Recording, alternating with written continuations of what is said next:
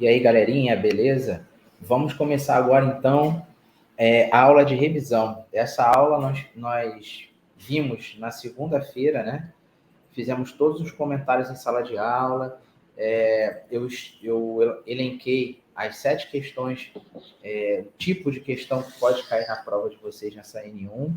E quem acompanha os vídeos aqui pelo canal e faz parte da comunidade, porém não é aluno e não assiste às aulas presenciais, vocês fiquem à vontade, que eu vou colocar aqui na descrição do vídeo o número do suporte do curso.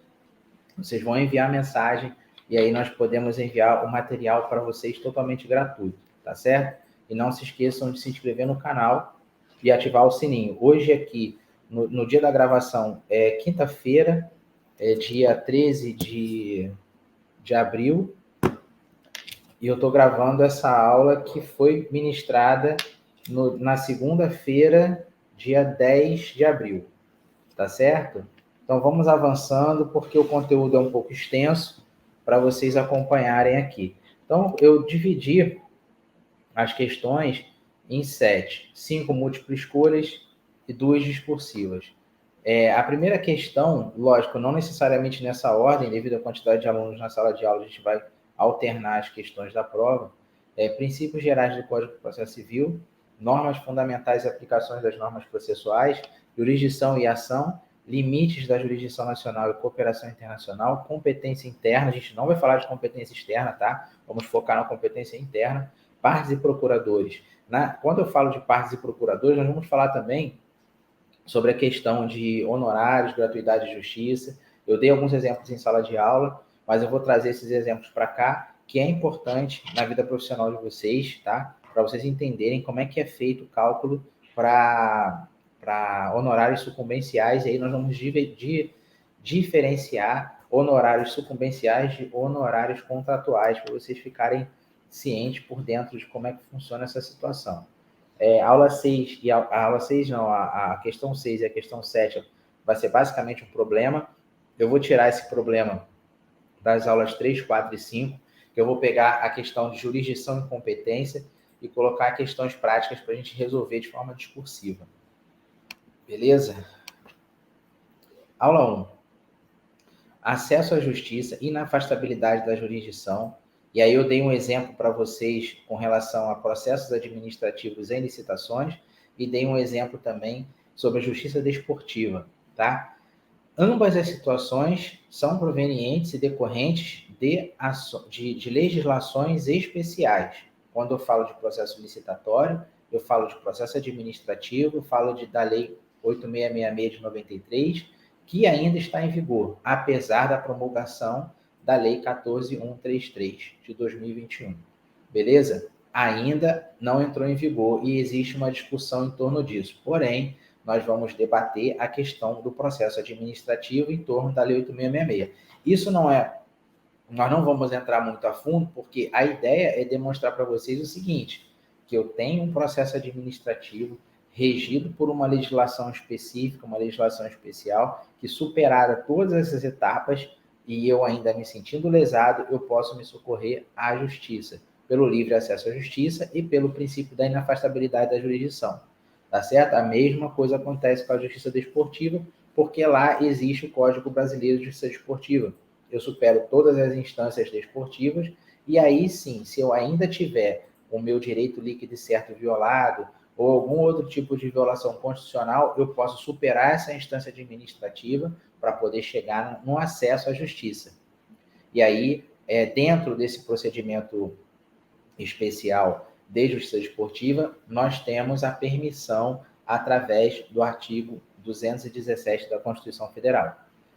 Bom, devido ao processo legal, contraditório ampla defesa, nós esgotamos bastante esses temas em sala de aula, princípio da igualdade, onde eu sempre faço uma comparação com o Código de Defesa do Consumidor, e o princípio da boa-fé, valendo lembrar que sempre quando nós falamos de princípio de boa-fé, nós temos margeando ali a litigância de má-fé dentro de um processo judicial.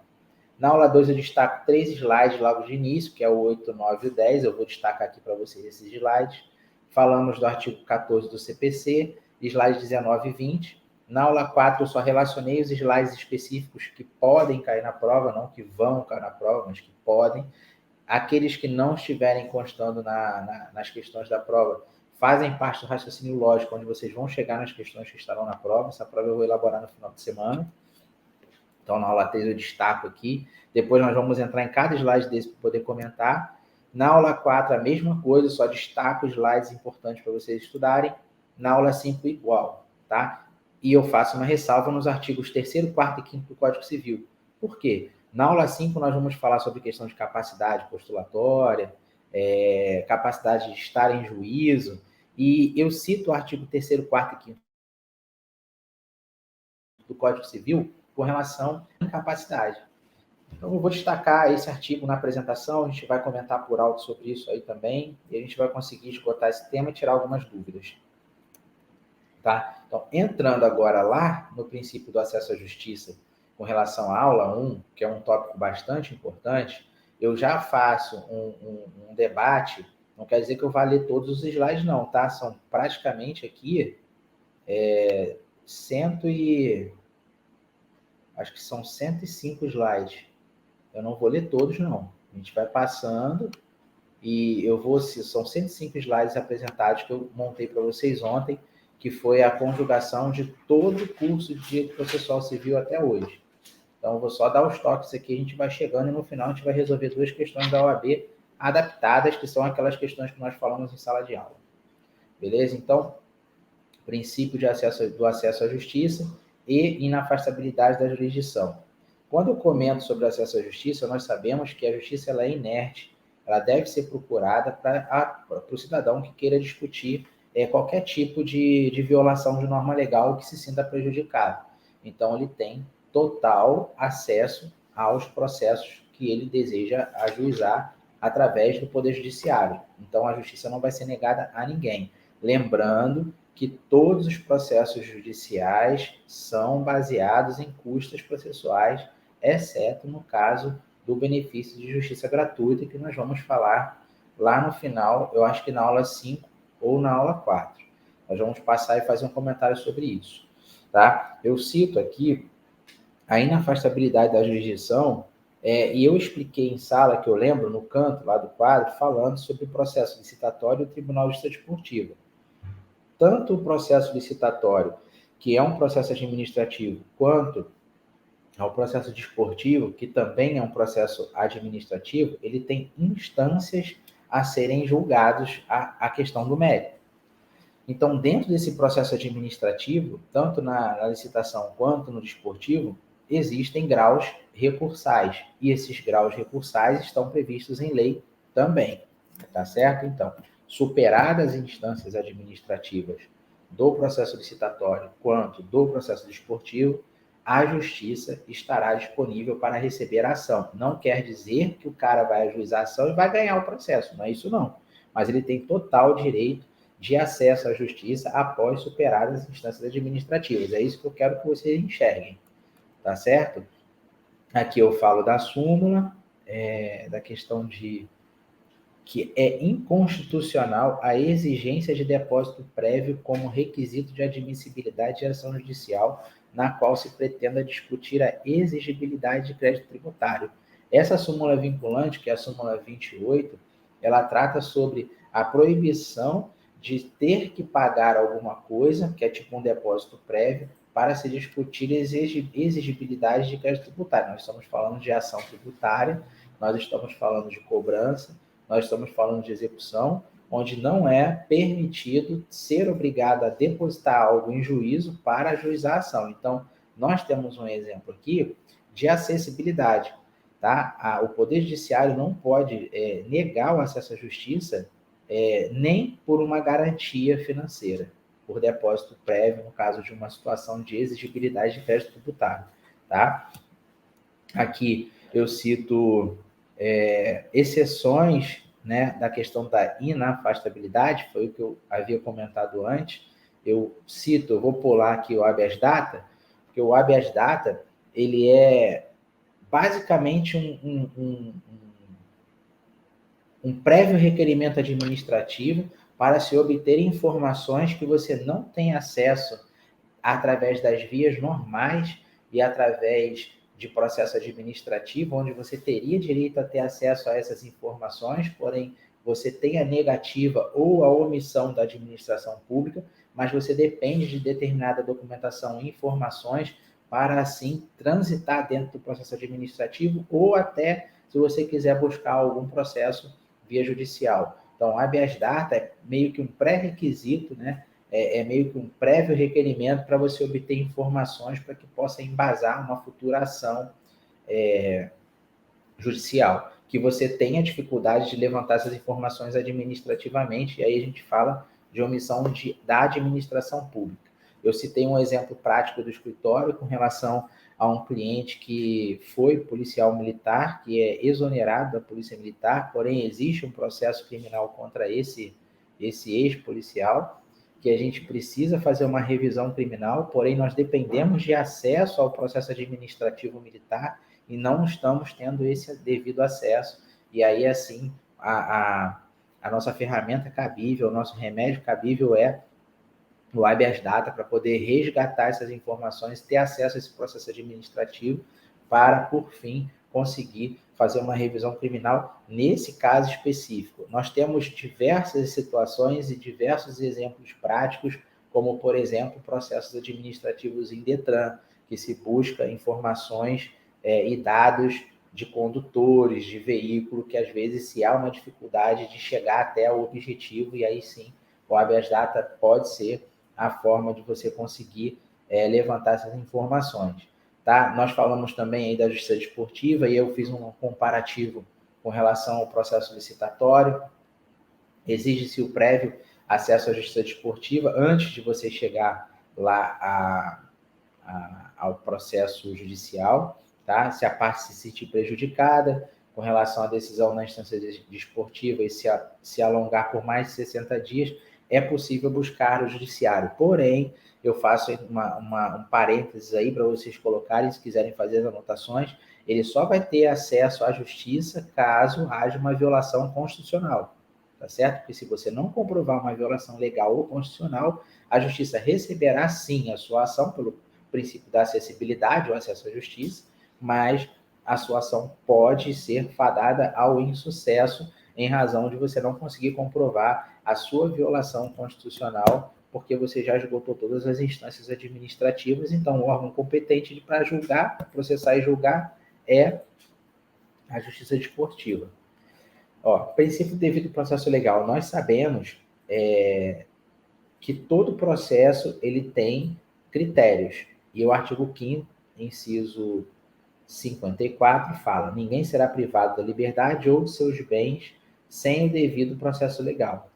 O princípio ele é considerado como um supraprincípio, né?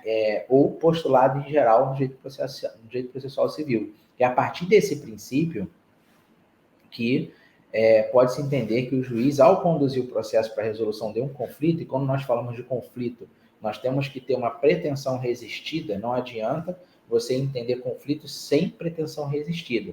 Ele só existe se houver uma pretensão resistida, que aí nasce a lide.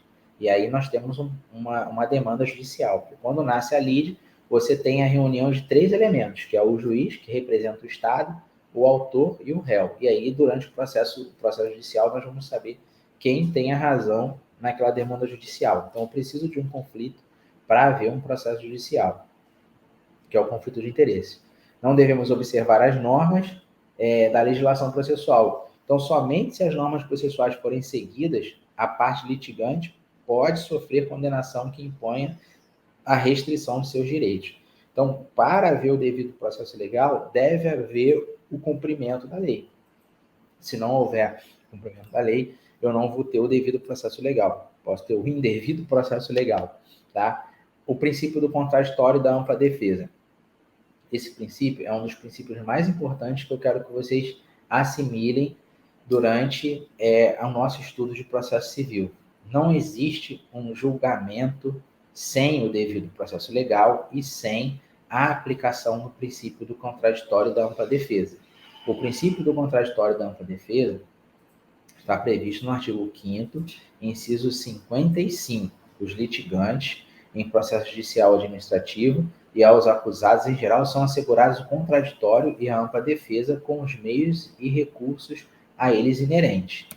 Tá? É possível anular uma sentença sem que durante o processo legal tenha havido o princípio do contraditório da ampla defesa? Com certeza. Nós estamos falando de um ato, tá? Que toda sentença é um ato jurídico imperfeito, porque ele não cumpriu as normas legais. Ele vai gerar uma incidência total, direta, na aplicação da norma legal de uma maneira ilícita, de uma maneira que não é prevista na lei. Então, vai haver prejuízo a uma das partes. Então, havendo prejuízo a uma das partes com uma aplicação mal feita da norma legal, nós temos um ato jurídico imperfeito. Ele vai produzir efeitos jurídicos de forma negativa e de forma desequilibrada. Então, esse tipo de ato deve ser anulado, tá? Então, falando de princípio de contraditório, nós temos a segurança, temos que falar de assegurar à parte o direito de tomar ciência da existência de um processo e que ele participe dessa tramitação. Princípio do contraditório. Você vai ter direito a acesso àquela ação judicial que está sendo movida contra você. E o princípio da ampla defesa é assegurado a reagir contra essas alegações, que é a apresentação da contestação. Eu citei exemplos em sala de aula falando sobre contestação, sobre defesa. Para que a parte contrária tenha o direito de defesa, que é a aplicação do princípio da ampla defesa, ele tem que ser inicialmente citado, porque se ele não for citado, o juiz não pode julgar sem a citação válida desse cidadão. Lógico que dentro do processo civil existem os critérios de citação. A citação comum por oficial de justiça, a citação por AR, por exemplo, né? Alguns tribunais estão fazendo a citação por telefone, tá? Mas não há uma segurança com relação a isso. Não havendo a localização da parte, se pode fazer a citação por hora certa. Não havendo a localização da parte, se pode fazer a citação por edital. E aí, superada todas as possibilidades de citação de meios previstos no Código de Processo Civil e essa parte não comparece ao processo ou não apresenta a sua defesa, e aí sim o processo prossegue normalmente, o juiz pode proferir sentença sim, sem a parte contrária apresentar a defesa nos autos. Mas para isso, devido ao princípio do devido processo legal e o cumprimento da norma legal, da norma, né, da norma pública, o juiz pode proferir sentença sem a apresentação da defesa, desde que seja superada todas as possibilidades de citação daquela pessoa. Porque se não superar, vai haver um desequilíbrio processual e vai haver um prejuízo a uma das partes, e isso a norma legal não permite, porque no final a sentença pode estar eivada de vícios e erros que são anuláveis, tá certo? Então, seguindo, princípio da igualdade processual, princípio da isonomia, princípio da paridade das armas. Eu vou classificar esses três princípios que são similares entre si através do artigo 7º do CPC. É assegurada às partes paridade de tratamento em relação ao exercício de direitos e faculdades processuais, aos meios de defesa, ao ônus, aos deveres e à aplicação de sanções processuais, competindo ao juiz zelar pelo efetivo contraditório. E aí, dentro dessa questão e a análise do caput do artigo 7º do CPC, eu trago para vocês a Lei 8.078 de 90, que é o Código de Defesa do Consumidor, tá? Onde eu sempre destaco nas aulas de processo civil 1. Pessoal, falando de processo civil, falando de princípio da igualdade, nós temos que lembrar da Lei 8.078 de 90, artigo 6º, inciso 8º, que é a inversão do ônus da prova. Tá? Todos sabem que para ajuizar a ação, a prova tem que ser de quem alega.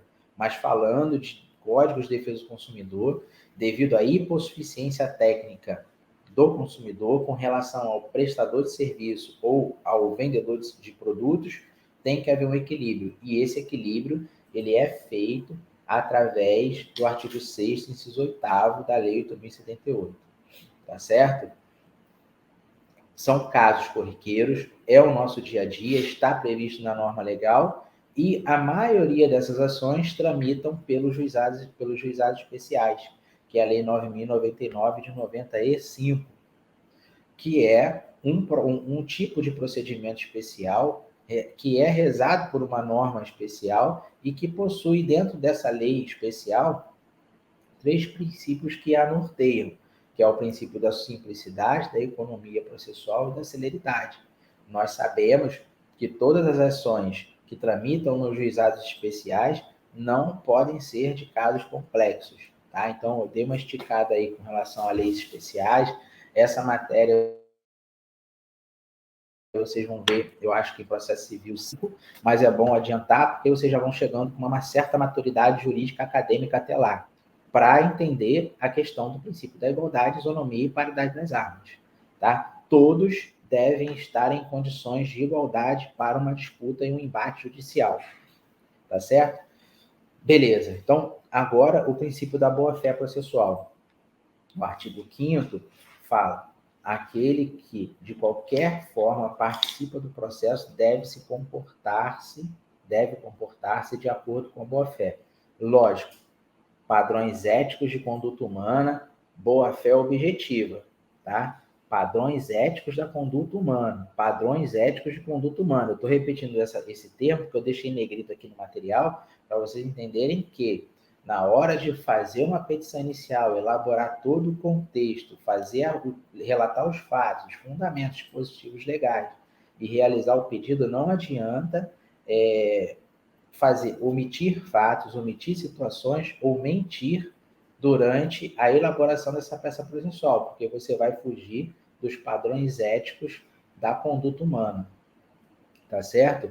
Mesma coisa com relação à produção de prova oral, que pode ser através de depoimento pessoal das partes ou a produção de prova testemunhal. São 2 tipos de produção de prova oral existentes no Código de Processo Civil. Se a testemunha mentir, ela vai sair da linha da boa-fé e entrar na linha da má-fé. E eu sempre falo, quando estudamos boa-fé, nós temos que saber que, margeando a boa-fé, nós temos a má-fé. E a litigância de má-fé, ela pode ser uma forma de sanção aplicada pelo Poder Judiciário, tá? E essa sanção é prevista na lei. É previsto na lei. Por exemplo, recursos meramente protelatórios podem margear a má-fé, onde a parte que interpôs diversos recursos meramente protelatórios pode ser condenada a pagar multa com relação a esse tipo de atraso processual. Agora já finalizamos a aula 1. Essa aula 1, nós tínhamos estudado mais princípios, porém, esses são os que eu considero mais corriqueiros, o que acontece no nosso dia a dia e que também aparecem muito nas questões de exame de ordem. Nós vamos estudar 2 questões no final dessa apresentação e dentro da prova de vocês eu vou trabalhar com treinamento para exame de ordem. Questões originais e questões adaptadas dentro daqueles itens, daqueles princípios que eu coloquei na aula 1 e assim sucessivamente nas demais aulas. Tá? Aula 2. Normas fundamentais e aplicação das normas processuais. Eu destaco para vocês aqui os slides 8, 9 e 10, que já vimos na aula 2. Só copiei e colei nessa apresentação. A dialética do processo, que são fundamentos do pedido e da defesa, e os argumentos. Né? Quando se leva ao Poder Judiciário qualquer situação de conflito de interesse, e aí sabendo que o conflito de interesse tem que haver uma pretensão resistida, não adianta não haver uma pretensão resistida. Eu só posso levar para o judiciário, por exemplo, uma ação consensual de divórcio e alimentos, não existe uma pretensão resistida, mas eu estou ajuizando uma ação consensual, eu só peço uma homologação judicial, porque dentro daquele objeto existe um menor de idade que deve ser amparado e fiscalizado pelo Ministério Público. Tá certo? Então, por isso, eu ajuizo uma demanda consensual. Mas falando de litígio, eu tenho que ter a pretensão resistida. Sem a pretensão resistida, eu não tenho litígio. tá? Então, quando eu levo uma situação para o Poder Judiciário, tem que haver um conflito de interesses referente ao não cumprimento de uma norma. Então, uma das partes tem que se sentir violada do direito para se discutir a situação em juízo. Então, essa é a dialética do processo. E dentro desse processo, nós temos que relatar todos os fatos que aconteceram, mais os fundamentos, tá? Se possível, ainda copiar e colar os direitos para demonstrar ao juízo de forma mais clara o que aconteceu naquela dinâmica e, no final, fazer o seu pedido. Essa que é a questão da dialética do processo. Eu destaco para vocês aqui, sem entrar no mérito, a questão de um gráfico falando sobre fato jurídico e ato jurídico, tá? De uma forma genérica, tá? Em tese, sem entrar na questão específica de fatos naturais ordinários, extraordinários, fatos humanos ilícitos, temos que saber que, em tese, o fato jurídico são atos que não dependem de força humana, não dependem de vontade humana, mas os atos jurídicos, sim, dependem de força humana, dependem de vontade humana. E aí nós trazemos para o lado prático processual. Todo processo judicial, independente de ser criminal, civil ou administrativo, ele deve ser impulsionado. E esse impulso tem que ser iniciado pela parte interessada. Concomitantemente, tá? O juiz vai coordenar todo o trâmite processual através do devido processo legal com o cumprimento da norma pública. E todos os atos proferidos dentro do processo são considerados atos jurídicos, atos que produzem efeitos jurídicos, tá? Eles podem ser perfeitos ou imperfeitos. Perfeitos se eles estão de acordo com a norma legal, e imperfeitos se eles não estão de acordo com a norma legal ou violem a norma legal. Eu posso ter um ato jurídico imperfeito por falha, né, humana, que não viole a norma legal e que não cause prejuízo a outrem. Mas eu posso ter ato jurídico imperfeito, que causa prejuízo. Então, aí nós começamos a desmembrar. Mas, basicamente, eu quero que vocês entendam que o fato jurídico decorre de fatos naturais, independem da vontade humana. E os atos dependem da vontade humana. Belezinha? Eu estou trazendo agora para vocês 2 slides. A eficácia da norma processual no tempo, e aí eu coloco como direito intertemporal, e eu destaco para vocês aqui o artigo 14 do CPC. Tá? A norma processual não retroagirá e será aplicável imediatamente aos processos em curso, respeitando os atos processuais praticados e as situações jurídicas consolidadas sobre a vigência da norma revogada. Tá? É importante vocês saberem que a norma processual não retroagirá e será aplicável imediatamente ao processo em curso. Nada vai mudar durante o curso daquela ação, caso haja uma norma nova. Ok? Então, vou passar aqui, aula 3, já entrando na aula 3. Essa parte dos slides 19 e 20, que eu já destaquei aqui para você, você não precisa se preocupar tanto. O que você precisa se preocupar é entender essa dinâmica de uma forma genérica, desse quadro que eu coloquei aqui para vocês, e voltando na questão das normas fundamentais, falando da dialética do processo. Aí vocês foquem ali, para poder entender o contexto. Jurisdição e ação, limites da jurisdição nacional e da cooperação internacional. Eu vou afastar um pouco esse debate com relação à cooperação internacional. Eu vou falar mais sobre a questão de jurisdição e ação, tá? Não vamos entrar muito na questão da jurisdição nacional, porque entendendo a jurisdição e a ação, automaticamente vocês vão entender a questão de competência e jurisdição internacional. Quando se fala em jurisdição, e eu destaco para vocês aqui 2 slides, que é o slide 5 e o slide 6, eu tenho que entender que é uma prerrogativa do Estado de aplicar o direito ao caso concreto. Então, se há uma prerrogativa do Estado, só ele pode aplicar o direito, só ele pode aplicar a norma legal, só ele pode conduzir o processo judicial e, no final, usar, né, usufruir do princípio da efetividade do processo judicial, que é quando o processo tem uma conclusão, seja favorável para uma parte e prejudicial à outra e vice-versa, tá? Então, falando de jurisdição, nós temos que ter em mente da prerrogativa do Estado em aplicar a norma legal, aquele caso concreto. Então, tudo é resolvido dentro de um processo judicial. E aí sim se gera a pacificação social através da solução, tá? Então, eu coloquei no final desse parágrafo sobre, em outras palavras, jurisdição é o poder do Estado em julgar conflitos. Ponto. Eu não vou entrar nessa questão de quando provocado a fazer, porque para ele julgar o conflito, ele já está sendo provocado a fazer. Então, jurisdição é o poder do Estado em julgar conflitos. Tá certo? Nós temos no artigo 16 a jurisdição civil, que é exercida pelos juízes e pelos tribunais em território nacional, conforme disposições desse código. Subindo aí um pouquinho, no início, na introdução que eu fiz ali, ó, a jurisdição civil ela é orientada pelo princípio da territorialidade, tá? Isso significa que, via de regra, ela somente poderá ser exercida dentro dos limites do território brasileiro, conforme preceitua o artigo 16 do CPC. Então, nós estamos falando de jurisdição nacional. Nós estamos falando que todos os processos estaduais têm a sua territorialidade, não só falando de federal, falando nível de Brasil. E aí eu vou trazer um exemplo aqui para vocês. Antes de entrar nesses princípios, nesses 3 princípios, que é a efetividade do interesse da submissão, e vocês vão entender.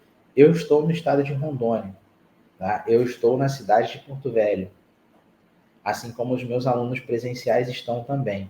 Se eu tenho uma demanda para poder ajuizar contra ou em face de, né, juridicamente mais correto falar em face de, uma empresa que me prestou serviço, eu vou pelo princípio da territorialidade, eleger e escolher, ou na verdade, obrigatoriamente eu vou ter que ajuizar essa ação no Tribunal de Justiça do Estado.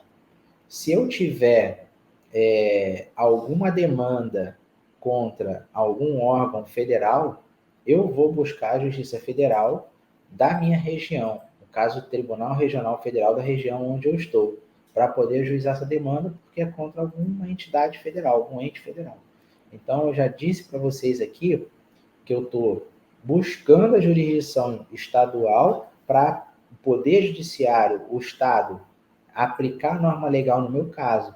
Se eu vou buscar a Justiça Federal, eu vou pedir a aplicação da jurisdição federal para que esse Estado, no âmbito nacional, dite as normas e aplique a norma legal no meu caso. Então, eu estou falando de jurisdição, em razão do território, porque eu estou falando da minha cidade, onde eu me encontro nesse momento. Se eu estivesse na região sul, em Porto Alegre, por exemplo, eu iria ajuizar essa ação no Tribunal Regional Federal, se fosse contra ente federal, lá naquela região de Porto Alegre, tá? Então, princípios da jurisdição nacional. Existem limites, tá? O limite da jurisdição nacional são as regras que orientam os limites da atuação do juiz brasileiro e os critérios de convivência deste com o juiz estrangeiro. Vou pular para os princípios. Princípio da efetividade, princípio do interesse e princípio da submissão. Os países delimitam a jurisdição sobre os processos que eles entendem que poderão posteriormente ser cumpridos. Princípio do interesse. Os países delimitam a jurisdição sobre os processos que entendem que é de interesse do Estado. E o princípio da submissão, que os países respeitam as decisões das partes na eleição da jurisdição internacional, que são os contratos internacionais. É importante vocês saberem esses princípios, porém, eu não vou exigir esses princípios propriamente ditos para vocês destacarem ou fundamentarem ou dissertarem na prova, não. Mas vocês têm que saber, porque eu vou colocar num contexto depois, tá? Slide 8 até slide 11. Importante vocês lerem os artigos 24 e 25 do CPC, que eu vou passar aqui direto para vocês entenderem o contexto dos princípios, tá?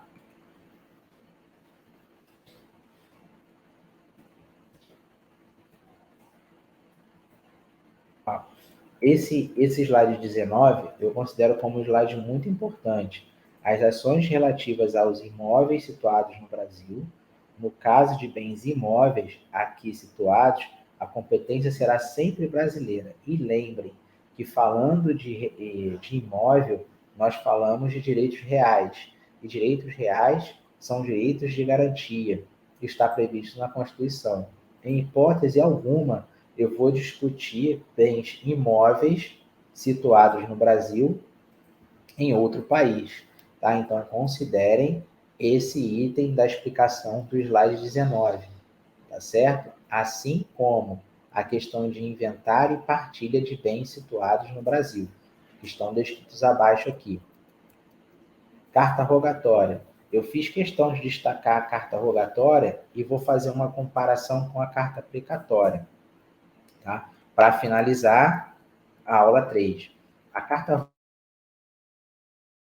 rogatória é um ato processual clássico de comunicação entre autoridades judiciárias estrangeiras para fim de solicitação ao cumprimento do conteúdo da mesma. Carta rogatória, nós estamos falando de relação de autoridades judiciárias brasileira com estrangeira, tá? Isso decorre de atos endereçados ou rogados ao magistrado estrangeiro por intermédio do juiz nacional.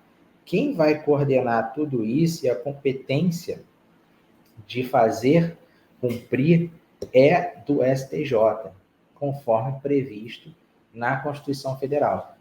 Trazendo agora para o nosso Estado, tá? Para a questão estadual. A carta precatória, fazendo comparação com a carta rogatória, são atos processuais clássicos de comunicação entre autoridades judiciárias brasileiras, tá? Para fins de solicitação ou cumprimento de um conteúdo da mesma. Então, como a carta rogatória são de autoridades judiciais estrangeiras, a carta precatória são para autoridades judiciais brasileiras.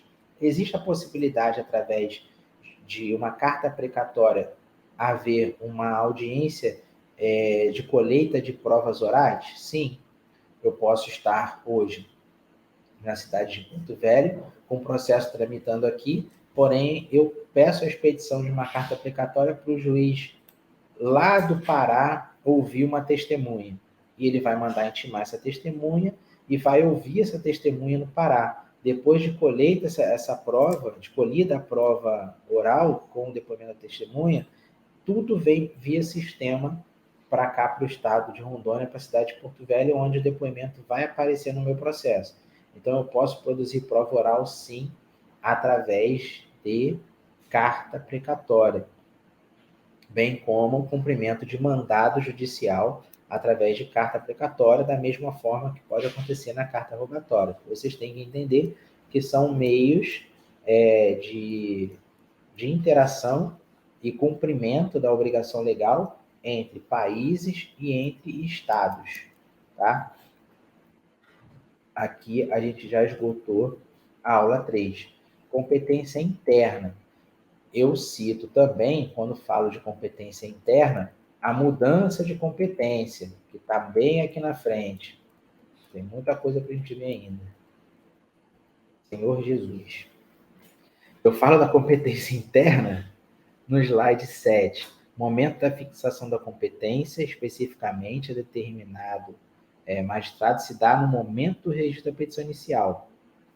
Eu vou sinalizar a jurisdição na petição inicial e vou trazer a competência interna através da petição judicial, tá? Quando se trata de uma vara única ou distribuição da petição inicial, quando há várias varas na mesma comarca, realizando-se a distribuição do processo por sorteio entre as varas competentes. Ou seja, se eu quiser fazer uma ação de divórcio, eu vou ajuizar essa ação, vou direcionar o juízo da vara de família.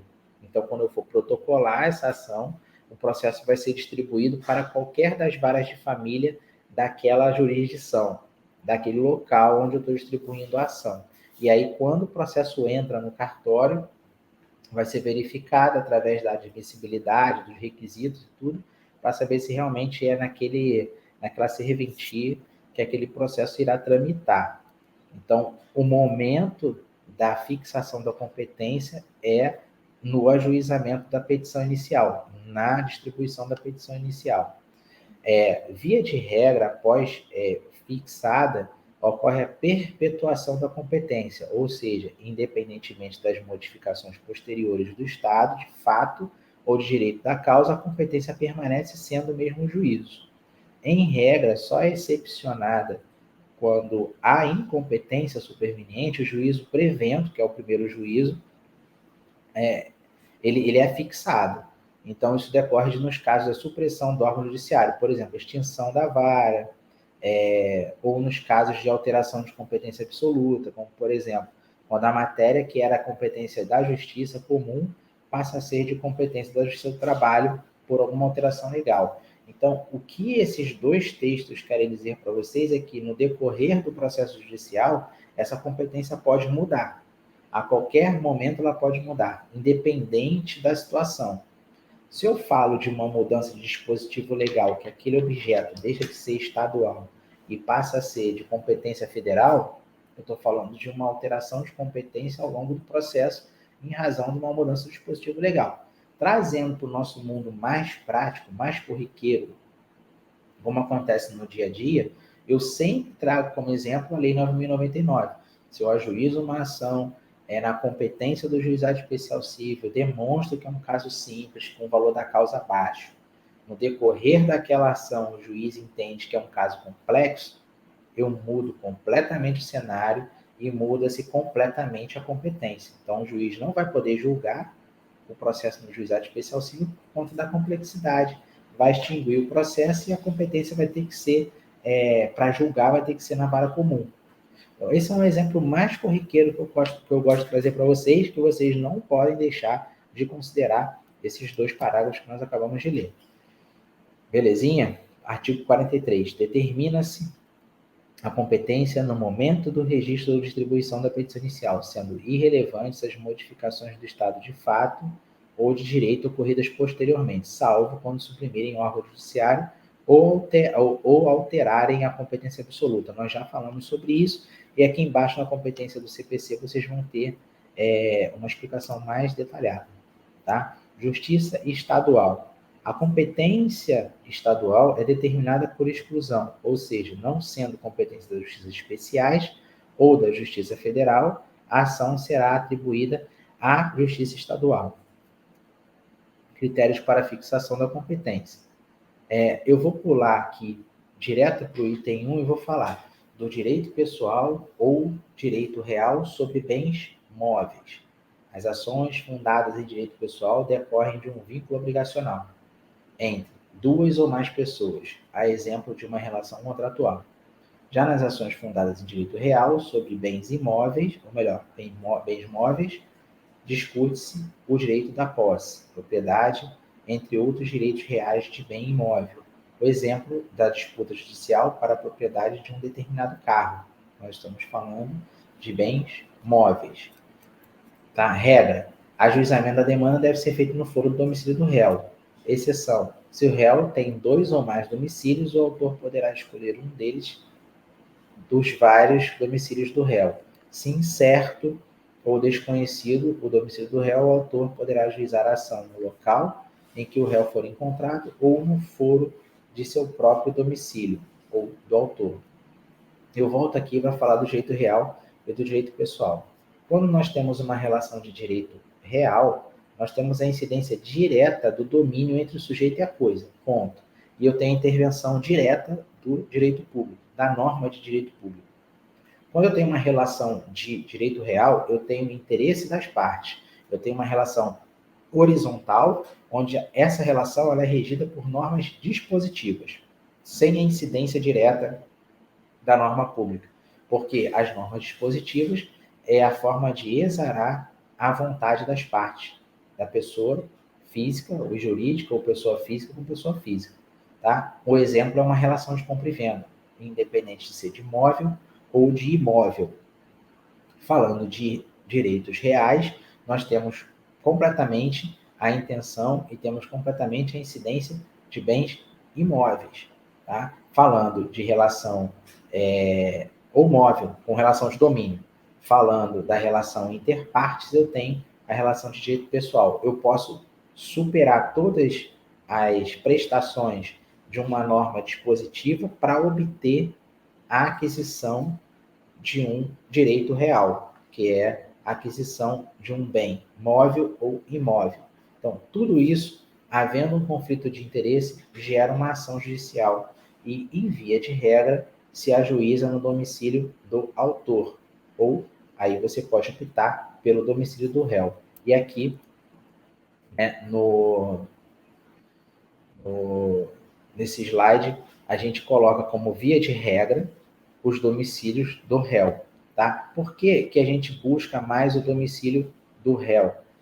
Porque é lá onde vai ser feita a fase final do processo, que é o processo de execução. Usava-se uma estratégia antigamente da seguinte forma: se eu vou ajuizar uma ação contra o réu e o réu mora numa determinada cidade de interior e eu estou na capital, é mais fácil ajuizar lá, porque lá o oficial de justiça conhece melhor a cidade e vai conseguir localizar melhor esse réu. Se eu ajuizo a ação aqui no domicílio do autor, que é na capital, por exemplo, eu preciso citar esse réu ou executar esse réu, antigamente se fazia isso, através de carta precatória no outro estado, por exemplo, ou através de um oficial de justiça para o outro município. E aí vai ficar muito complicado de conseguir localizar o réu. Então, antigamente, antes, quando o processo era físico, se fazia dessa maneira. Nós percebemos aqui, no item B, que se incerto o desconhecido domicílio do réu, o autor poderá ajuizar a ação no foro do seu próprio domicílio, tá? Do autor. Então, nós temos essa questão a ser resolvida e escolhida conforme prevê a norma legal. Tá? Eu não vou ficar lendo as regras, porque senão a gente não vai chegar no último slide, tá certo? O cumprimento da obrigação, eu vou passando os pontos mais importantes que podem cair na prova, mas vocês precisam ler todos os slides, hein? Por favor. Ó, no direito real sobre bens imóveis, as ações fundadas sobre bens imóveis envolvem direitos reais, ações possessórias e imobiliárias. Nós falamos ali no slide anterior sobre a questão da relação. Se eu tenho relação de direito real, eu tenho relação entre sujeito e coisa. Se eu tenho relação de direito pessoal, eu tenho relação entre sujeito e sujeito. Tá certo? E sujeito. Não existe essa confusão, não. Vocês não podem confundir. Direitos reais, relação entre sujeito e coisa, com subordinação. Direitos pessoais, relação entre pessoa e pessoa, sem subordinação. É uma relação de prestação e é uma relação obrigacional. Nós temos uma regra no direito real, que é a discussão que envolve imóveis, a ação deve ser ajuizada no local onde estiver situada a coisa, onde estiver situada o imóvel, também chamado de foro da situação da coisa. É a via de regra, tá certo? É a via de regra. Então, na questão de bens imóveis, você busca o local onde está a coisa. E aí sim, por que você vai buscar? Porque no caso de uma execução, a coisa está lá, se é imóvel, não vai sair do lugar, e essa coisa pode ser objeto de penhora. Beleza? Então, é nesse sentido que a gente vai raciocinar. O dispositivo legal está no artigo 47. Cumprimento da obrigação, onde a obrigação deve ser satisfeita para a ação em que se lhe exigir cumprimento. É competente foro do lugar para o cumprimento da obrigação. A ação deve ser ajuizada no local onde a obrigação deve ser satisfeita. Por isso que quando a gente faz um cumprimento de obrigação, vai no local onde está a coisa, que é mais fácil de localizar, e no caso de penhora a gente consegue segurar. A reparação de dano, né? A reparação de dano a gente geralmente ajuiza no local do domicílio do autor, tá? Ou do lugar do ato ou do fato para a ação. Diz respeito às demandas de reparação de dano extracontratual quando há, por exemplo, um ilícito civil. A regra, a ação deve ser ajuizada no local do ato ou do fato. Delito ou acidente de veículo.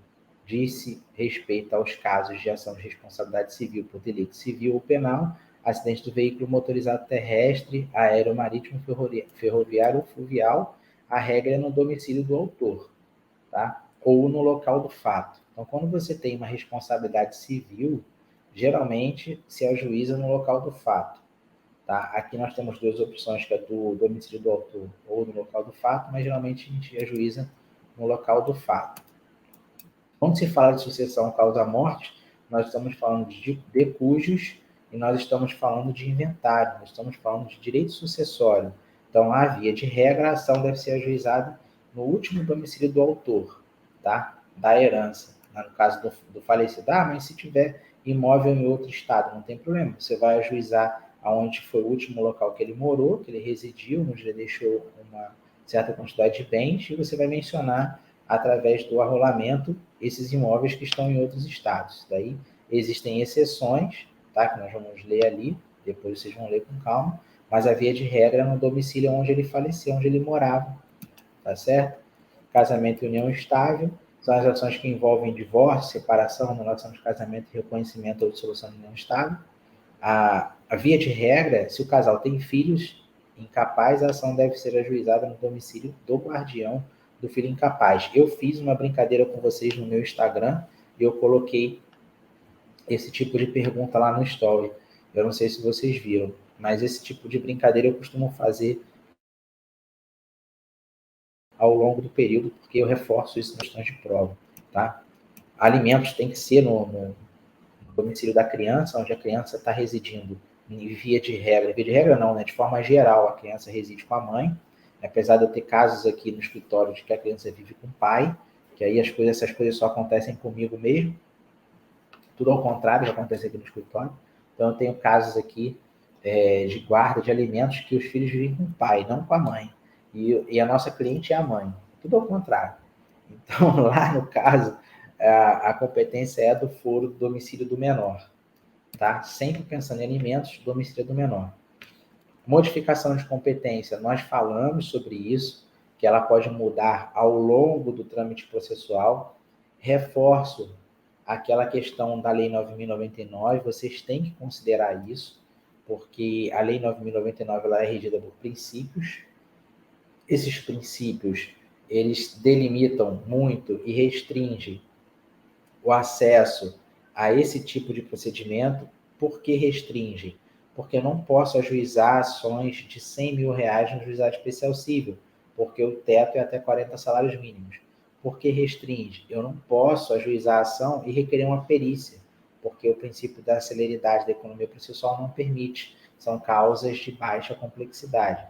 Mas se eu ajuizo uma ação no juizado especial e durante o processo eu vejo necessidade de perícia, há uma modificação de competência, tá? Além daqueles casos que nós falamos no início da apresentação desses slides. É importante vocês saberem sobre o juízo prevento, que é aquele que a ação é primeiramente registrada ou distribuída. Então, no caso de modificação de competência, em que há uma reunião de dois ou mais processos, é possível que haja 2 ou mais processos em andamento. E aí, aquele que foi ajuizado primeiro, que tomou conhecimento da causa, ele é prevento, porque ele já tem conhecimento da causa e aí pode ser apensado o novo processo àquele processo que foi ajuizado primeiro. Tá? Além disso, o CPC prevê uma regra específica em que a competência será fixada no juízo prevento, quando um imóvel ocupar território de mais de um estado ou comarca, sendo a competência do juízo prevento estendida para a totalidade dos imóveis.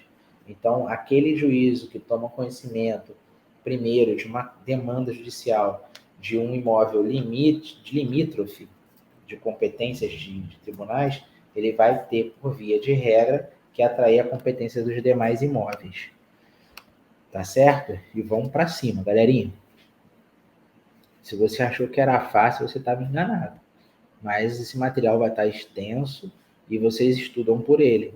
É melhor do que estudar todas as aulas e todos os conteúdos e todos os materiais. Eu vou subir esse vídeo no canal, vai estar no canal, vocês vão estar vendo aí, e vocês vão ter essas apostilas aí nas mãos para poder marcar, se quiser imprimir ou se quiser ficar acompanhando pelo celular ou pelo notebook, ou pelo computador, tá?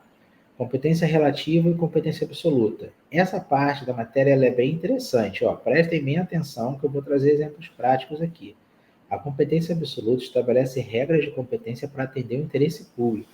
Atender o interesse público. E por isso não pode ser modificada por vontade das partes. Já a relativa, ela pode, tá? Ela pode ser modificada por vontade das partes. Eu vou colocar a situação aqui. Quando fixada em razão da matéria, da pessoa, da função, via de regra, competência absoluta. Lembrem, quando nós falamos de competência absoluta, nós falamos de, em tese, uma obrigatoriedade, nós falamos de interesse público. Quando nós falamos de competência relativa, que é fazendo já um contrabalanço aqui, eu não tenho uma obrigatoriedade, eu tenho uma faculdade, tá certo? Ó, vamos entender melhor os critérios para a fixação da competência, em razão da matéria que leva-se em consideração elementos da ação, pedidos e causa do pedido. Fixa-se a competência em razão da natureza jurídica da pretensão da parte. É o caso de um processo de divórcio. Ó, dada a pretensão específica da parte de se divorciar, a ação deve ser ajuizada perante a vara de família. Deve ser ajuizada mediante a vara de família. Quando eu falo de obrigação, eu estou falando de competência absoluta. Mas, professor, eu posso fazer um divórcio no cartório? Posso? Pode, desde que não haja menor. Porque, senão, o Ministério Público, que é a instituição competente para fiscalizar a norma, a lei, a aplicação da norma, vamos dizer assim, que vai proteger o menor, ele não vai ter como intervir, porque a competência do cartório é uma competência relativa. Então, eu tenho a faculdade de ir para o cartório, tá? Eu só estou explicando para vocês aqui, em razão da matéria, como questão obrigacional, que deve ser ajuizado o divórcio perante a vara de família, se não houver uma composição entre as partes. Porque se houver uma composição, um divórcio consensual, esse divórcio pode ser feito no cartório, não necessariamente na competência absoluta.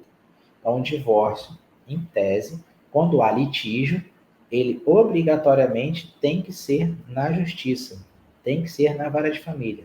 Agora, quando existe a possibilidade de acordo, ele pode ser promovido no cartório ou na vara de família, tá? Então, por isso que se entende que o divórcio tem competência absoluta, porque tanto consensual quanto litigioso vão para a vara de família. A parte pode optar pelo consensual no cartório, que aí seria o exercício do direito dele da competência relativa. Eu espero que vocês tenham entendido esse raciocínio, tá? O vídeo acho que deu uma travada aqui, mas eu espero que vocês tenham entendido. Se vocês não entenderam, coloquem um comentário, por favor, na descrição do vídeo aqui embaixo. Ou mandem mensagem no privado que a gente vai esclarecer. Mas, em via de regra, quando há litígio, divórcio, é na vara de família. Também o consensual pode ir para a vara de família, mas também o consensual pode ir para o cartório de ofício, que aí é o exercício da competência relativa. É um direito da parte, é um direito do cidadão previsto em lei. Beleza? Em razão da pessoa, competência absoluta, em razão da pessoa, leva em consideração elementos da ação. Fixa-se a competência em razão da qualidade da parte envolvida na relação processual. É um caso de ação envolvendo a administração pública, que deve tramitar na vara de fazenda pública, ou ainda em ações envolvendo autoridades de foro de prerrogativa de função, cuja competência processual é definida pela Constituição. Beleza, falamos de em razão da pessoa, falamos de órgão público, é competência absoluta, não tem como eu fazer uma ação em via de competência relativa no cartório. Não tem como eu optar.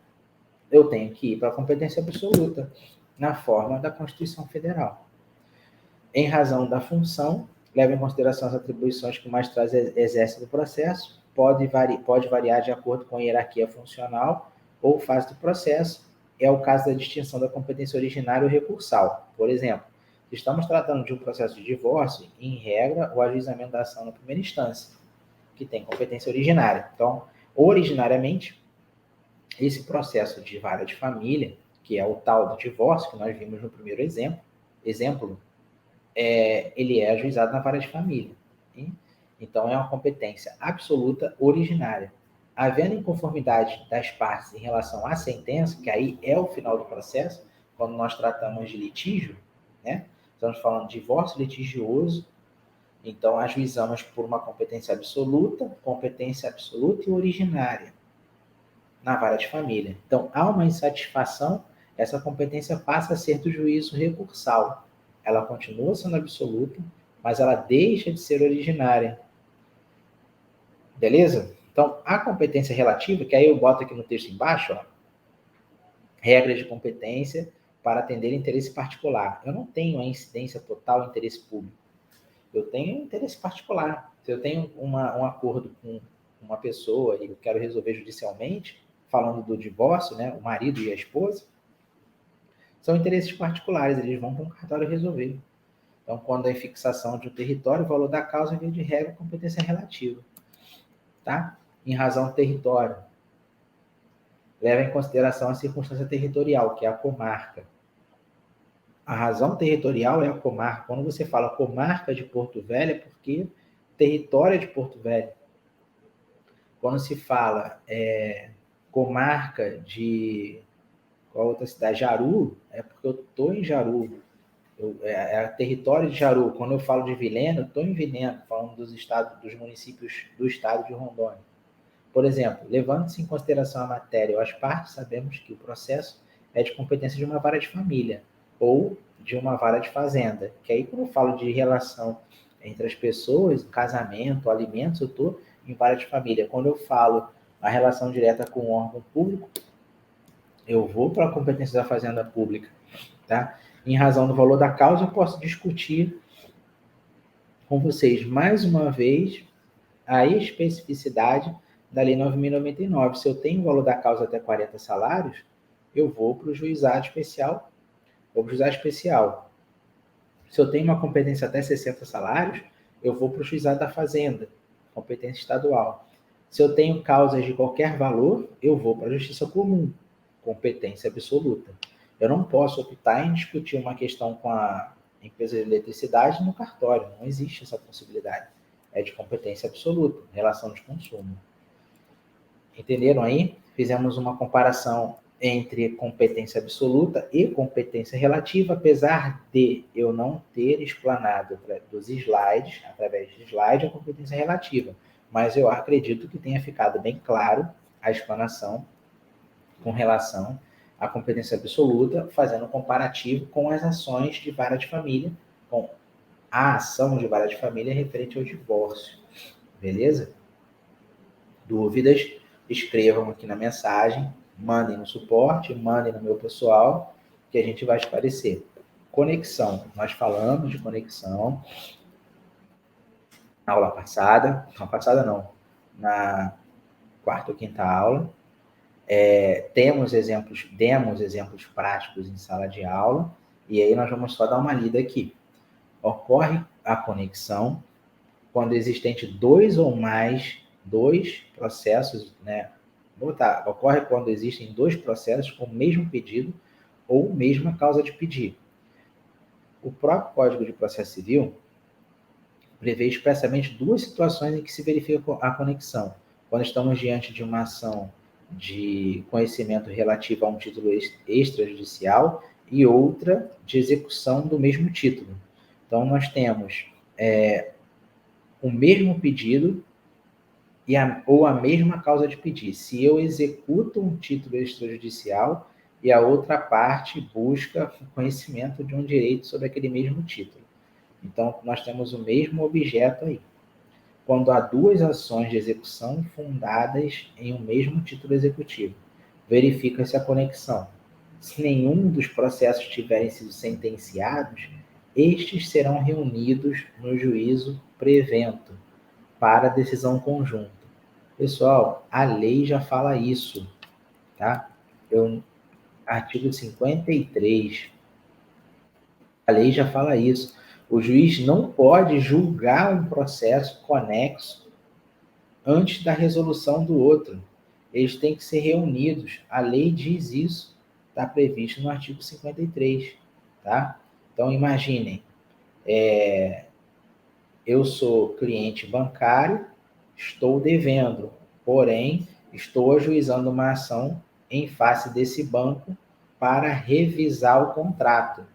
E, ao mesmo tempo, esse banco pega esse contrato e executa esse contrato contra mim.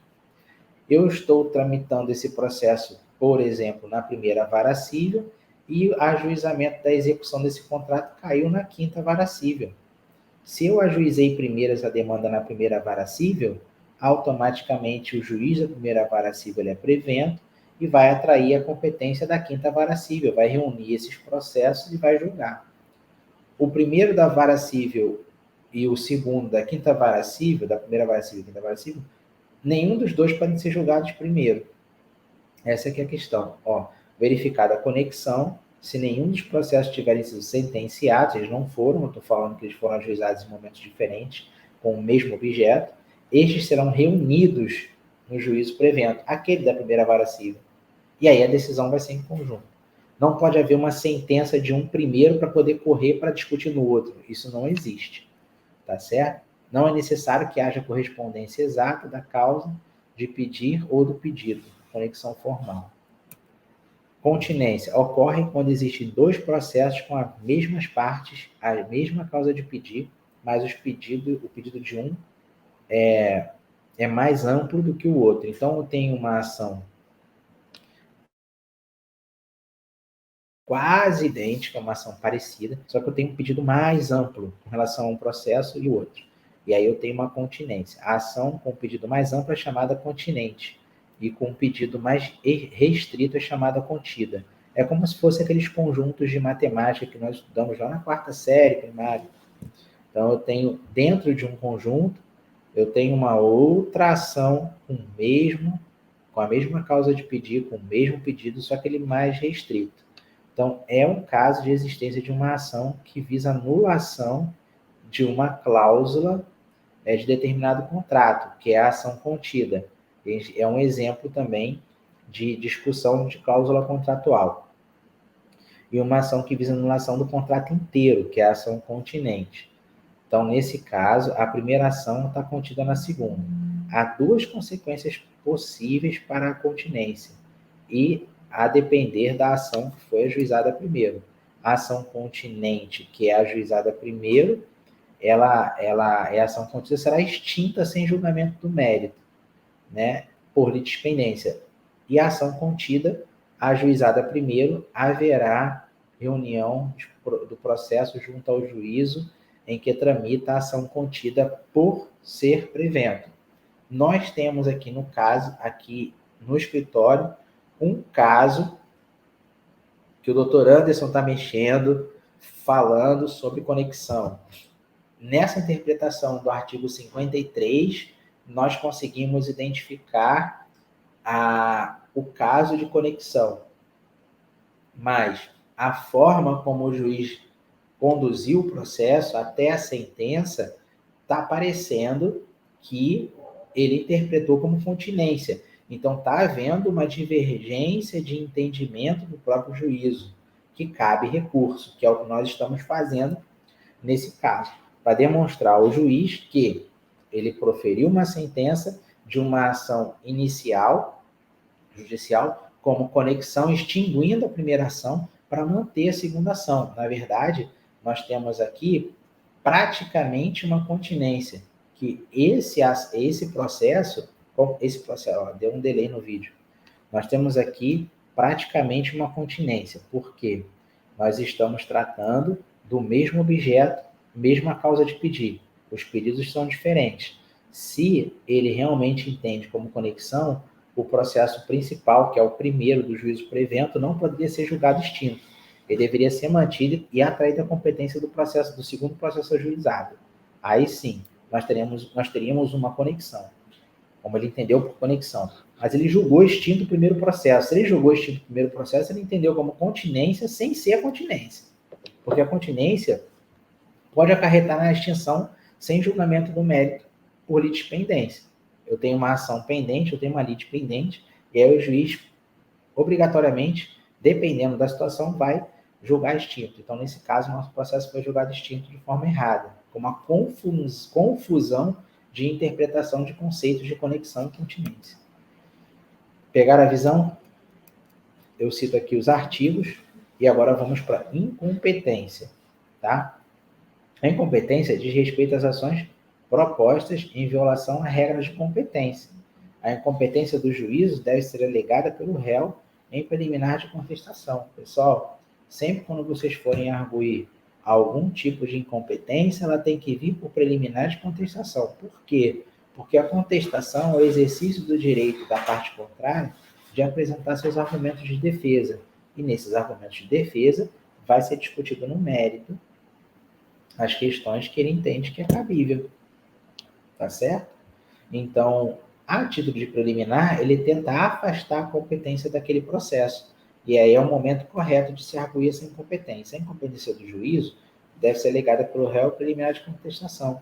Ouvido o autor, o juiz decidirá pelo acolhimento ou não dessa alegação.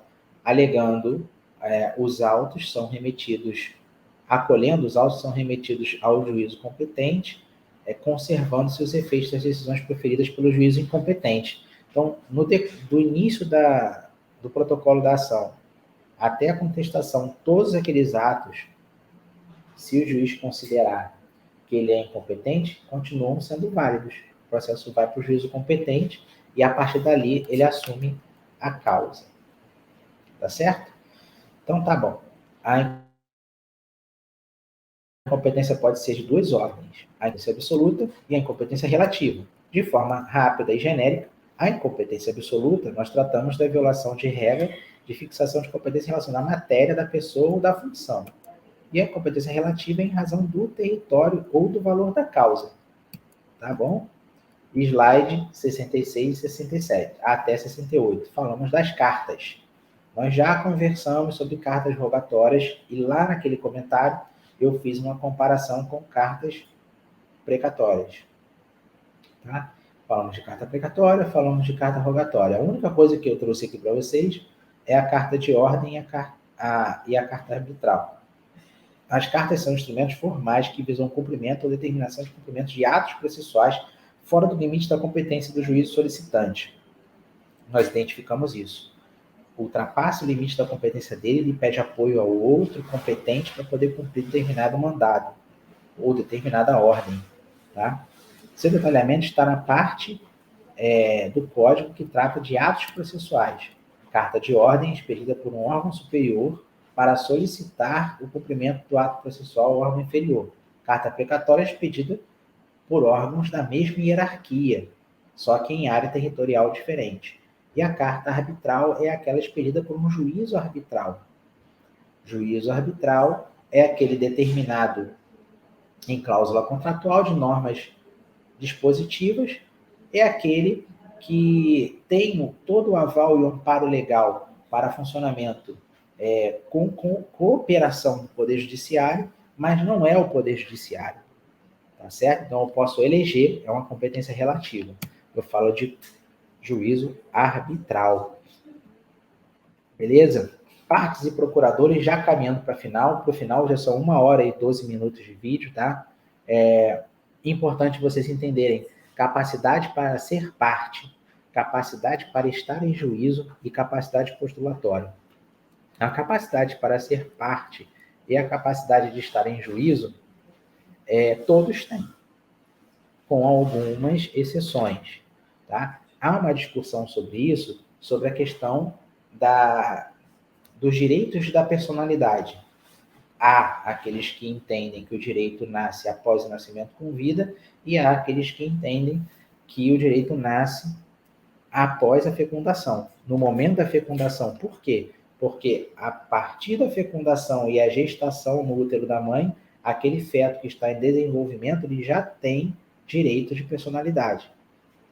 Um exemplo: se o pai falece e deixa herança, aquele feto que está se desenvolvendo no útero da mãe durante o período de gestação, ele detém de direitos. Por isso que há os entendedores do direito de personalidade no momento da fecundação, beleza? Então, olha, capacidade para estar em juízo, capacidade para ser parte. É o interessado. O interessado ele tem a capacidade de ser parte. É a aptidão abstrata para ser sujeito de um processo ou assumir uma situação processual. Todos podem ser, desde que tenham interesse.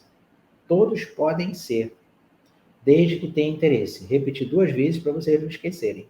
Eu vou repetir a terceira. Todos podem ser, desde que tenham interesse. Ele vai ter capacidade de ser parte. Elenco aí 4 situações de capacidade de ser parte. Capacidade de estar em juízo. Se refere a uma aptidão de prática de atos.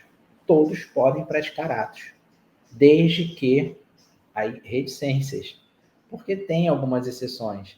E aí eu vou remeter para vocês os artigos 3º, 4º e 5º do Código Civil, onde lá nós falamos sobre incapacidade absoluta, nasceu até os 16 anos, incapacidade relativa, dos 16 aos 18 anos, e absolutamente capazes, dos 18 anos em diante. Então, do 0 aos 18 anos, nós temos uma incapacidade relativa e absoluta, tá? E ali, o cidadão ele pode praticar atos da vida civil, pode praticar atos da vida civil, mas com certas restrições. Por exemplo, o menino de 16 anos ele pode votar, porém ele não pode dirigir. O menino de 18 anos ele pode votar e dirigir. E o menino de 15 anos não pode nem votar e nem pode dirigir. Então ele exerce atos da vida civil com limitações, nem todos, até aos 18 anos. Após os 18 anos ele é absolutamente capaz, ele vai exercer todos os seus atos da vida civil, tá? Sem restrições. E aí tem a causa de exceção, que são aquelas pessoas que possuem algum tipo de enfermidade ou são viciadas em algum tipo de droga, que têm a sua capacidade restringida e dependem de um representante.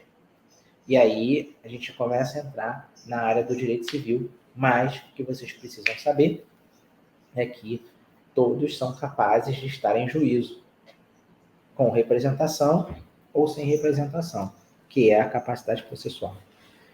Fechando, entrando agora na parte de capacidade postulatória, pode ser conceituada como capacidade para procurar em juízo.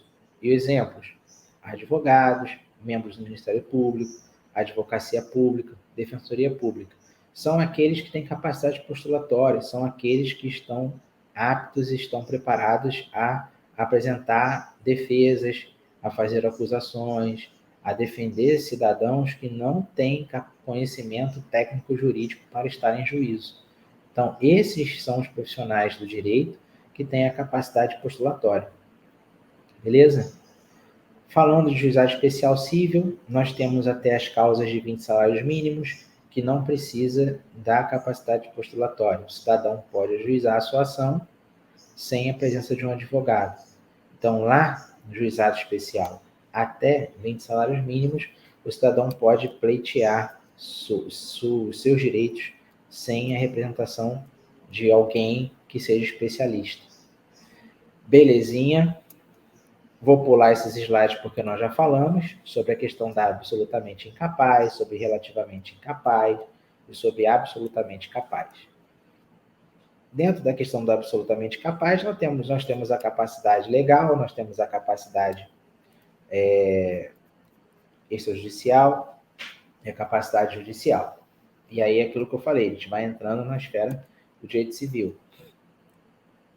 Deveres da parte e dos procuradores.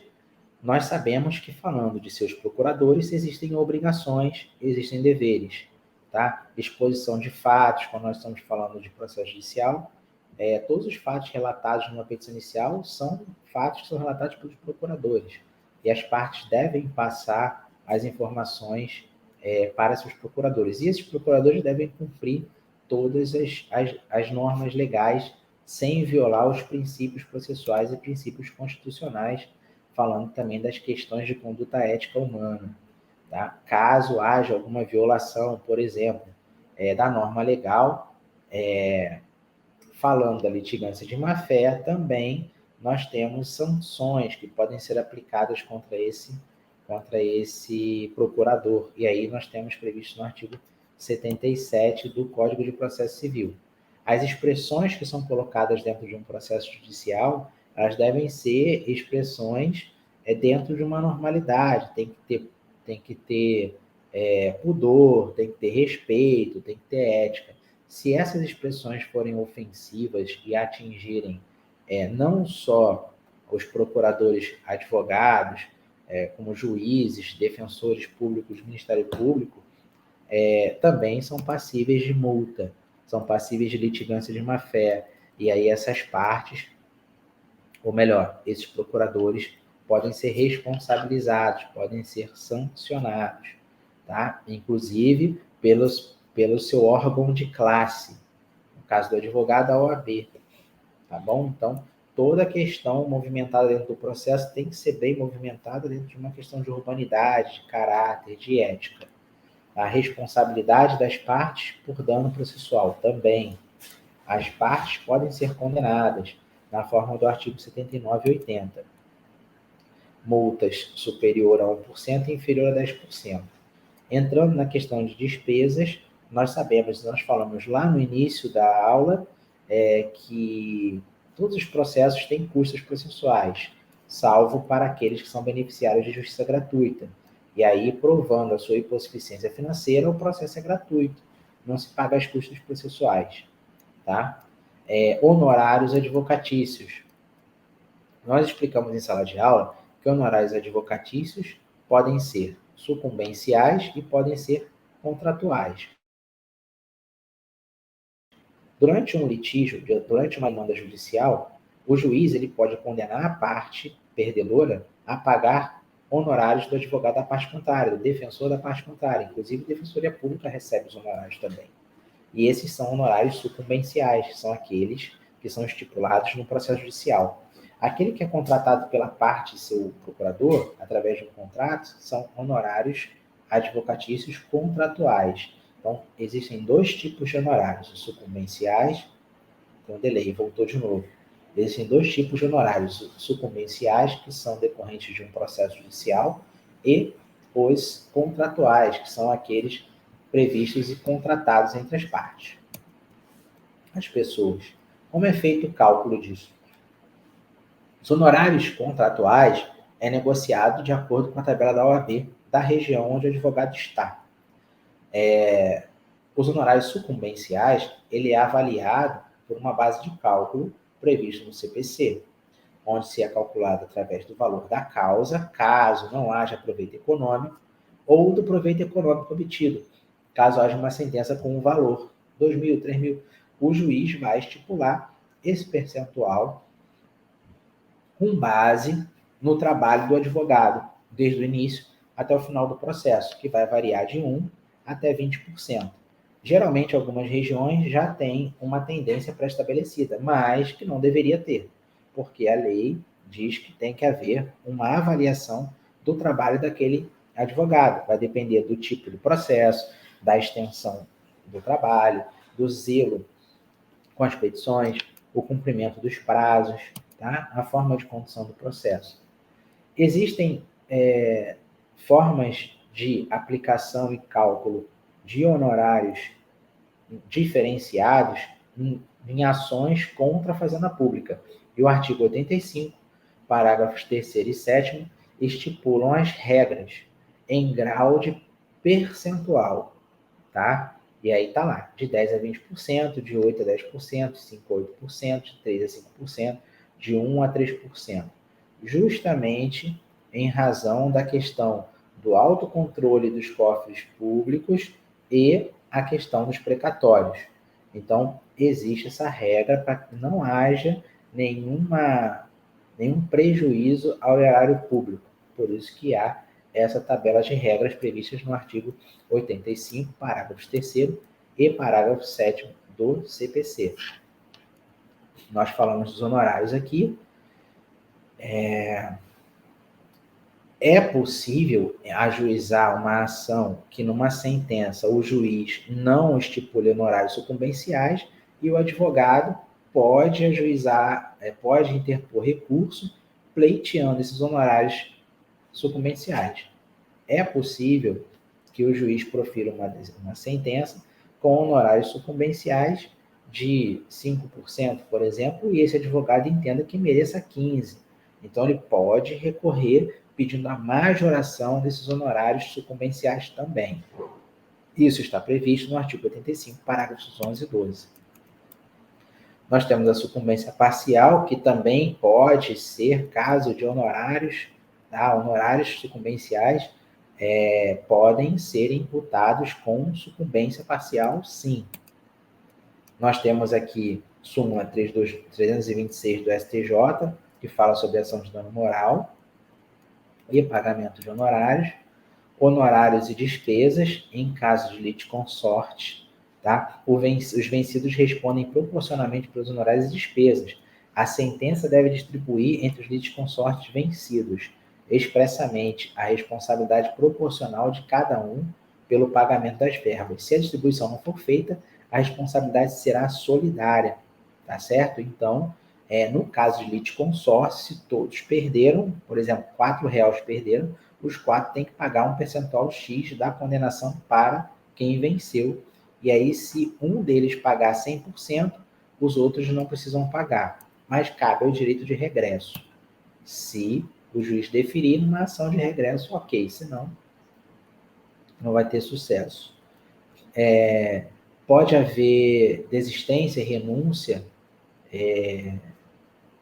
de proporção de honorários, pode haver uma transação antes da sentença, o advogado pode abrir mão de honorários. No meu caso, eu já abri mão de determinados acordos que eu fiz para poder viabilizar o acordo, e aí eu só fiz a cobrança dos honorários contratuais e não dos sucumbenciais. Então, isso pode acontecer na forma do artigo 90. Despesas de atos requeridos pela Fazenda Pública são pagas ao final pelo vencido, tá? Perícias são custas também do processo, isso é pago, são honorários periciais. O perito que trabalha cobra, tem uma tabela para isso. Falamos aqui, destinação dos valores. As multas e impostos indicantes de má-fé em benefício à parte contrária. As sanções e impostos aos serventuários, o dinheiro vai para o órgão, Estado ou União. E a gratuidade de justiça, com o fim da Lei 1060 de 50, o Código de Processo Civil de 2015 trouxe no seu artigo 98 até o artigo 102 a previsão sobre benefício de justiça gratuita. Tá? E existem critérios para que se obtenha a justiça gratuita. E esses critérios são declaração de imposto de renda abaixo de uma determinada linha, por exemplo, um salário mínimo, que é impossível um cidadão médio sobreviver com um salário mínimo, esse daí não vai ter condições de pagar custos processuais, principalmente honorários periciais. Então, ele pode, sim, obter o benefício de justiça gratuita. Mas o contra-cheque do meu cliente é de R$10.000, eu posso conseguir? Pode, se conseguir comprovar que as despesas dele superam o que ele ganha, ele pode ser considerado miserável juridicamente, sim, desde que haja comprovação para isso. Então, deve haver todo um conteúdo probatório para se obter a gratuidade de justiça, sabendo que todos os processos judiciais são pagos, com exceção daqueles que conseguem a gratuidade de justiça. Mas eu não tenho dinheiro para pagar, e eu também não sou beneficiário de gratuidade de justiça, como é que eu faço? Eu não vou poder entrar com a ação? Pode. O acesso à justiça é livre. Você vai ajuizar a ação, sim. Você pode requerer o parcelamento das custas processuais, você pode requerer o pagamento ao final do processo, vai depender do juiz se vai deferir ou não, mas o acesso você é permitido. Você pode ajuizar uma ação sem pagar custas processuais inicialmente. Ao longo do processo que você vai ter que pagar. E aí você vai negociar com o Estado a forma de pagamento dentro das suas condições financeiras. Inclusive, pagamento de honorários periciais podem ser parcelados também. Tá certo? E procuradores, nós falamos aqui que são a postulação em juízo. Sem procuração, você tem a Defensoria Pública. A Defensoria Pública não precisa de procuração para representar o assistido, tá? O advogado precisa de uma procuração para representar seu cliente. Então, o cliente não é o assistido do advogado, ele é o cliente do advogado. Lógico, a ausência de uma procuração nos autos não vai prejudicar em momento algum o direito do cliente. É uma questão irregular, isso pode ser sanado. Obviamente que, se a parte não cumprir o prazo dado pelo juízo de juntar a procuração, aí sim pode haver uma questão de nulidade ou o cliente pode ser prejudicado. Tá? Postulação em causa própria. Não tem problema nenhum o advogado fazer uma ação judicial por ele mesmo. Não existe problema. Ele também não pode, não precisa passar procuração para ele mesmo. Ele faz a ação, se identifica como advogado e ele consegue transitar judicialmente. Tá bom, galerinha? Fechou aí? 1h30 de vídeo. Eu acho que já está bom para vocês estudarem com esse conteúdo. passo agora a resolver 2 questões da OAB, que foram adaptadas, nós fizemos essas questões em sala de aula, não demos a resposta. Na primeira questão, nós falamos do Arthur, que ajuizou uma ação perante o Juizado Especial Civil na Comarca do Rio de Janeiro. Essa é uma parte original da questão da OAB, com o objetivo de obter reparação de danos materiais, em razão de falha na prestação de serviço, está escrito errado ali, serviço, pela Sociedade Empresarial Consultex. A sentença proferida pelo juiz julgou improcedente o pedido da petição inicial, ou seja, o autor perdeu, Arthur perdeu, sem ao menos estar fundamentada com relação ao vínculo entre autor e réu. E nós estudamos que, para haver uma lide, tem que haver o vínculo entre autor e réu. Para haver uma lide, tem que haver um conflito de interesse. Para haver uma lide, tem que haver uma pretensão resistida. Nesse caso, apesar de demonstrado, o juiz não mencionou na sentença. Então, nós temos uma situação de omissão. Coloquei ali. Nota-se que a sentença está omissa. A sentença omissa, que não é objeto da nossa matéria, cabe oposição de embargo de declaração na forma do artigo 1022 do Código de Processo Civil, porque a omissão é um vício e a omissão pode ser sanada através de embargos declaratórios. Não é o nosso caso. Pergunta-se: a sentença poderá causar prejuízo ao autor por tratar-se de ato jurídico perfeito? Nesse caso, não é um ato jurídico perfeito. Toda decisão judicial é um ato jurídico, porém, essa não está perfeita.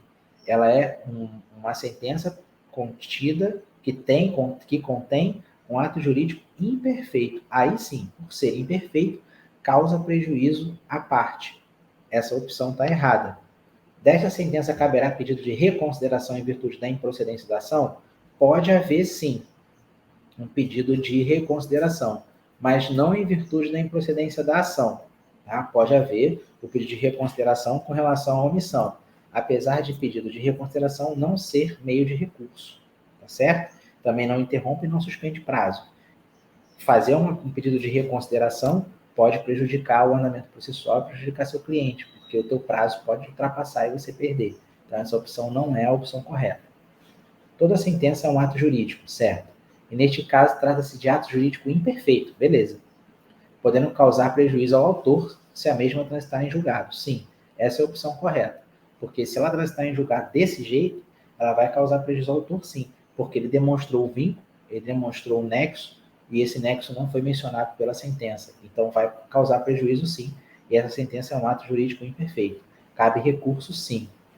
O recurso cabível seria de embargo de declaração. Trata-se de sentença sem erro material. Aí é material, não é matéria não. Capaz de produzir efeitos legais e não prejudicará o autor da ação. Está errado. É uma sentença com erro material e prejudica o autor da ação.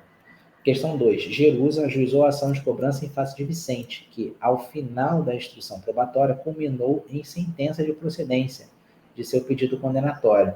Ela ganhou, tendo o magistrado fixado honorários advocatícios de sucumbência em quantia irrisória, ou seja, o advogado dela ganhou também os honorários sucumbenciais, mas a quantia foi muito baixa. O êxito obtido na ação decorreu exclusivamente dos trabalhos desenvolvidos pelo Dr. Alonso, advogado particular de Jerusa. O Dr. Alonso, em sua petição inicial, requereu e comprovou o pedido de justiça gratuita em favor de sua cliente. Beleza, foi deferido.